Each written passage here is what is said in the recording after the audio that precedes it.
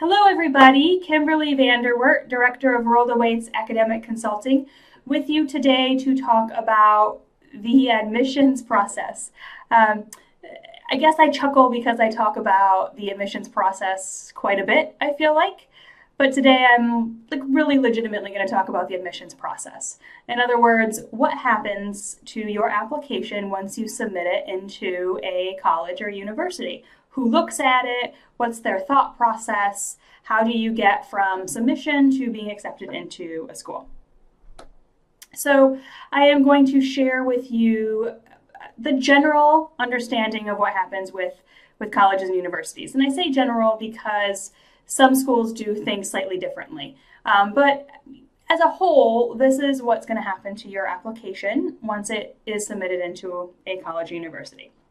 So to begin, it is going to be sent off to a regional admissions counselor.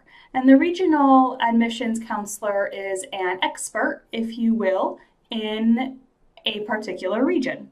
So this means that they are really familiar with the educational systems, the various secondary schools, the courses that are offered, and the course rigor involved with these various courses, and they really just understand what's happening educationally in a particular region. And so they're going to be the very first person to look at your application.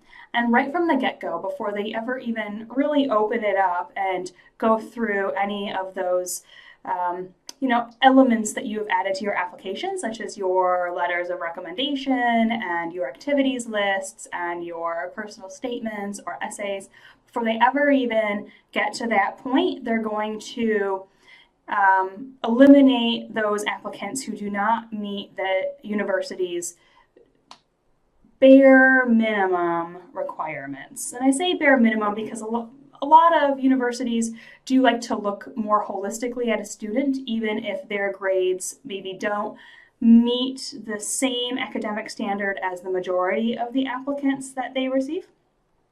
They do like to take into consideration other factors for why that student may not have the same academic credentials as their counterparts or those people who have also applied to that particular institution. And the reason they do that is because they recognize that there are certain extenuating circumstances, such as a death or a personal illness, that may prevent a student from getting the exact same super high scores. Or maybe a student just isn't financially in as good a position as those that they're up against at this institution, and so therefore their grades maybe will suffer a little bit because they aren't giving it as many academic advantages. So there are other factors that they like to look at, but they will eliminate usually about 5% of the pool, just based on whether the applicant meets the requirements or not. From there, the regional counselor is going to start going through all of your application. They're going to look at everything that you included. Every single piece that you put in there will be reviewed by the admissions counselor. And what they're going to do is they're going to fill out a little sheet, basically. They're going to give you a ranking on a variety of factors. And those factors will include something like intellectual curiosity, writing ability, academic abilities, so your grades and SAT or ACT scores, academic potential. So they have a list of factors that they're looking for in an applicant, and then they will give you a ranking for each of those factors.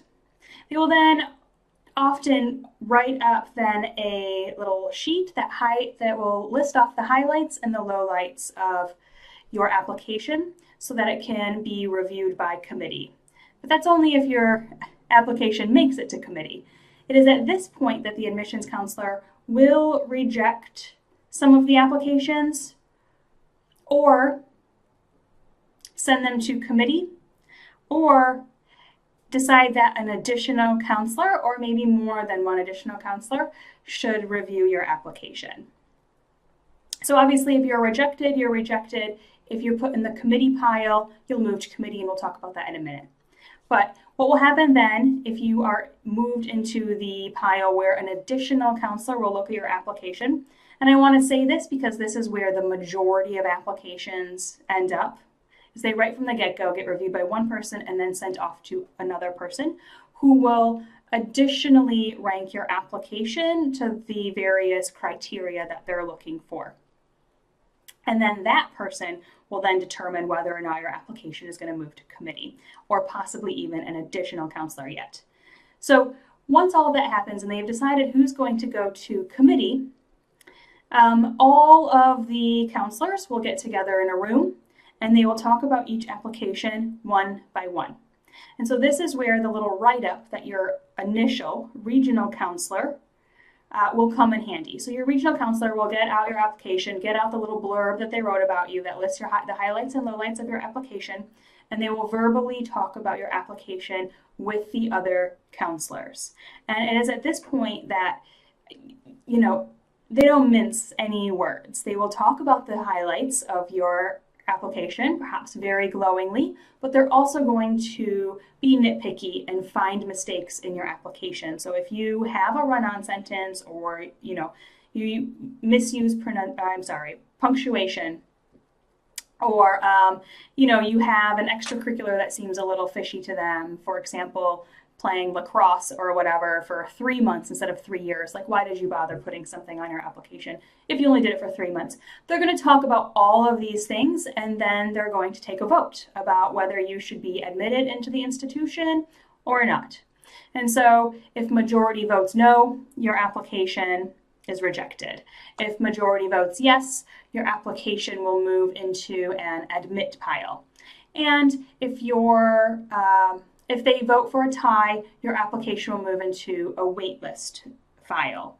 And in case you're unfamiliar with what waitlisting is, it is when basically you wait and see if additional spots open up at that particular school. So once the school sends out their letters to the students that they want to admit, those students will then respond and say yes or no, they will be attending or they won't. And as students decide that they won't be attending that institution, spots will open up, and then new letters will go out to those students who are on the wait list. So anyway, so you have the option, or at this point, you will either be admitted, waitlisted, or rejected. The problem, though, is that almost always the school, I shouldn't even say always, the school decides to admit more students than they actually have room for. And so they have to go through and they have to then trim down the admit pile. And those students who are taken off of the admit pile are then added to the waitlist pile. And the students who had previously been admitted and then waitlisted, those are going to be the very first students who are removed from the waitlist and sent letters of acceptance. So that is, in general, what's going to happen to your application.